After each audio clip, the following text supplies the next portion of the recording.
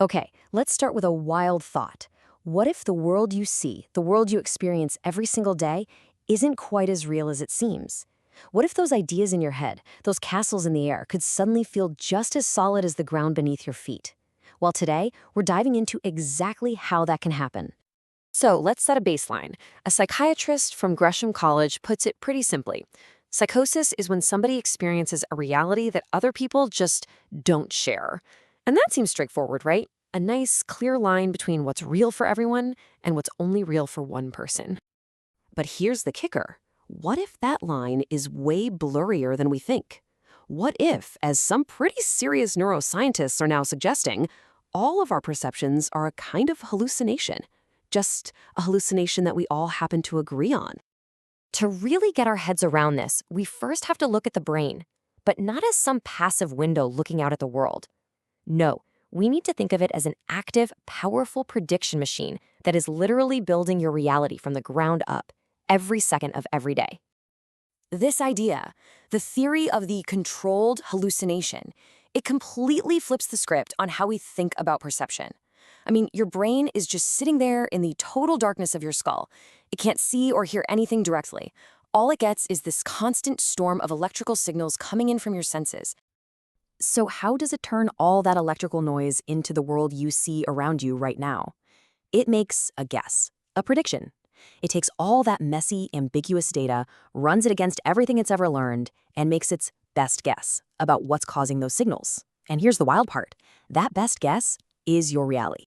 The writer Aldous Huxley had this absolutely brilliant metaphor for this process. He said the brain's main job is to act as a reducing valve. Its purpose is to protect us from being totally overwhelmed by this flood of information by filtering it all down to just the tiny little bit that's useful for our survival. Okay, so if our brain is constantly guessing, constantly building our reality, what happens when an abstract idea becomes so powerful, so intense, that the brain starts predicting it as if it were a physical fact? This is what the ethnobotanist Terence McKenna called a cognitive hallucination. And this is way more than just believing something really, really strongly. This is when an idea becomes so tangible in your mind that it starts acting like a filter on reality itself, changing how you perceive everything else, almost as if the idea itself were a law of physics.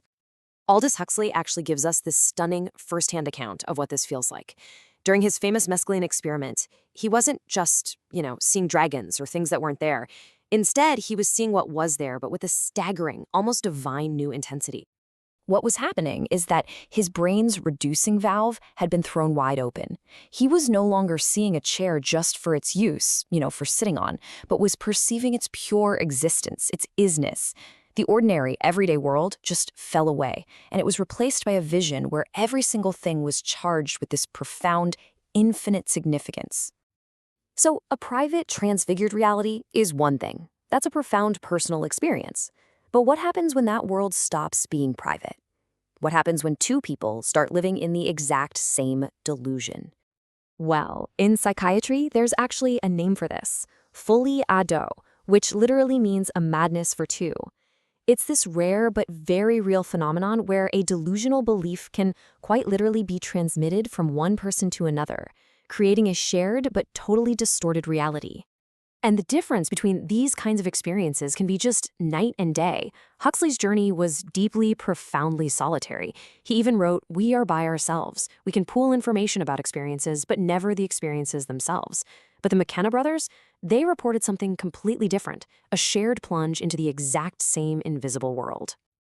This all went down at a place called La Chorrera, deep in the Amazon. When Dennis McKenna entered a state that his brother Terence called toxically schizophrenic, Terence didn't pull back or reject it. Instead, he willingly suspended his disbelief, which somehow allowed him to enter his brother's reality. They both reported seeing the same visions, even hearing each other's thoughts. It was a true shared psychosis.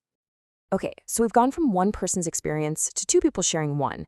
But what happens when you try to scale that dynamic up, not just to a small group, but to an entire society? Can you actually engineer a shared delusion for millions? This question brings us to the really chilling concept of mass unreality. This is what happens when that boundary between a private delusion and a public belief gets deliberately erased, not just for a couple of people, but for millions at a time, all amplified by our modern technology. And according to some thinkers, the ultimate amplifier for this is artificial intelligence. It's described as both the best cybernetician, an ultimate system controller, and the worst human. It's like this giant, powerful mirror, reflecting our own collective biases, our fears and our desires right back at us with terrifying efficiency. Think about it.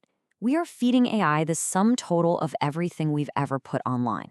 All our pain, our hate, our stupidity, and our hope. It's learning our patterns, our fears, our delusions. The fear, which is sometimes called the dead internet theory, is that AI can then turn around and create these perfectly engineered narratives that target our brain's predictive best guess system, overwhelming what's actually real with a flood of convincing fiction. So, wow. In this growing fog of engineered narratives and potential mass unreality, how in the world do we find our footing? How do we reclaim our own perception and resist being manipulated? Well, our sources point to three really powerful antidotes. First, trust your own direct, visceral experience over any abstract ideology someone's trying to sell you. Second, value things like nonconformity and questioning authority. They're like a natural shield against groupthink. And third, do the hard psychological work of facing your own inner darkness so you stop projecting it out onto other people. All of this is really about strengthening your own internal sense of what's real so you can resist an external one being forced on you. Parents McKenna left us with this really powerful warning that also kind of doubles as a call to action. In an age of engineered realities, just passively accepting the world that's presented to you is basically an act of surrender. If you don't have a plan for yourself, you will become part of somebody else's plan. And that really brings us to the final thought here. If our shared reality is just a story that we are all telling each other every single day, a narrative that's constantly being written and rewritten, then who gets to hold the pen? And maybe the most important question of all is, what story are you going to write?